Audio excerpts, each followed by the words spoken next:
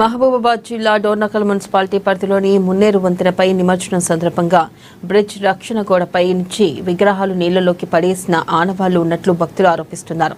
ఎంతో భక్తి శ్రద్ధలతో పూజలు జరిపి ఈ విధంగా చేయడం ఏంటని ఆగ్రహం వ్యక్తం చేస్తున్నారు. ప్రత్యేక జాగ్రత్తలు పాటించి వినాయకుడిని నిండు నీళ్లలో నిమజ్జనం చేయాలి కానీ మద్యం సేవించి వినాయక విగ్రహాల ముందు డీజే డాన్సులు అల్లరి చిల్లరిగా చేయకూడదని కోరారు.